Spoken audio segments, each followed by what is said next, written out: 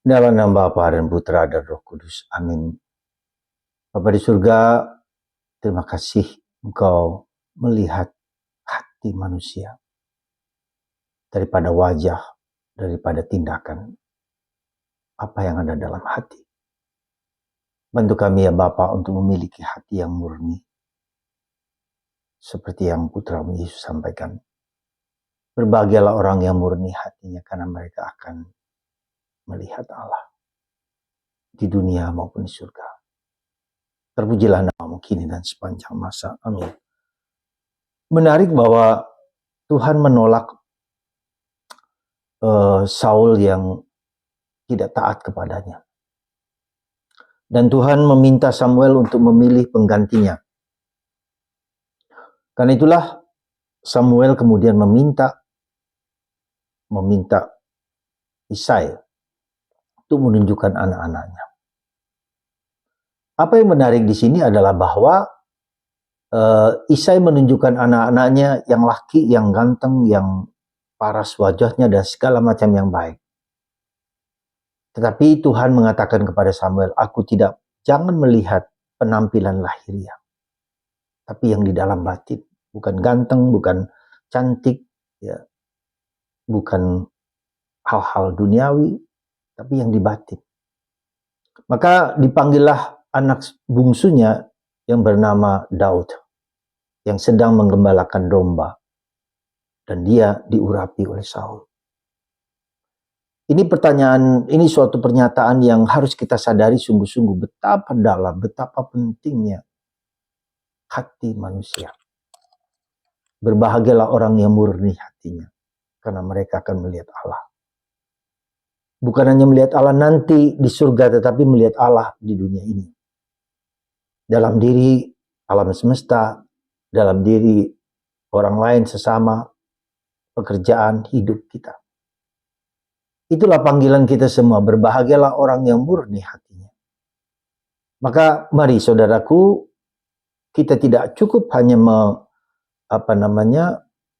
hal-hal lahiriah, rumah bagus, rumah indah, mobil, harta benda yang semua akan hilang.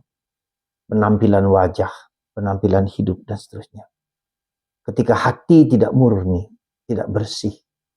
Ketika kita tidak memiliki hati seperti Yesus yang berbelas kasihan kepada orang-orang yang menderita.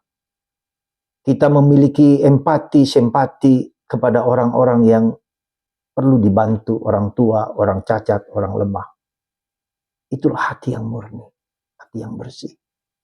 Maka mari saudaraku, kita cek kembali, kita tidak cukup hanya mengikuti apa? Mengikuti peraturan-peraturan hukum-hukum seperti yang diminta oleh orang Yahudi, ya, oleh ahli Taurat dan orang Farisi yang hanya menampilkan apa yang ada dalam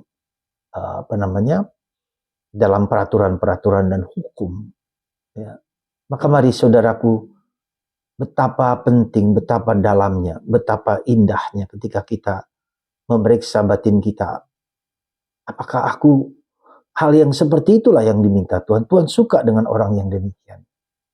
Ya. Maka mari, sekali lagi, ceklah hati kita. Sejauh mana aku punya perhatian, punya kasih, punya empati, melihat kelemahan, keterbatasan, kerapuhan orang-orang di sekitar. Ada keprihatinan terhadap orang-orang yang melakukan hal-hal yang jahat misalnya. Kita bisa melihat di dalam negara kita ada korupsi, orang yang luar biasa meskipun sudah kaya tetap kaya dan memperkaya diri dengan berbagai macam cara. Gak peduli apakah orang di sekitar kemarin soal apa yang terjadi di Aceh, ya, Bolga, ketika orang tidak memperhatikan mereka, aku kurang memperhatikan mereka, lalu menampilkan diri sebagai orang flexing kekayaan, segala macam. Saudara, mari kita jangan jatuh kepada hal-hal lahiriah. Perhatikan hati kita.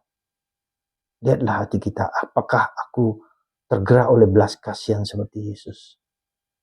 Orang-orang menderita di tetangga kita, di rumah kita, di kepekaan untuk merasakan sakitnya hati ini.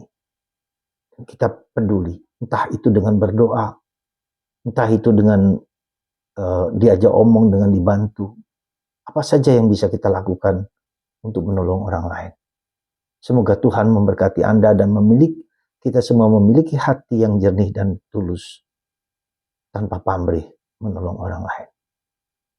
Berkat Tuhan atas kita semua dalam nama Bapa, Putra, dan Roh Kudus.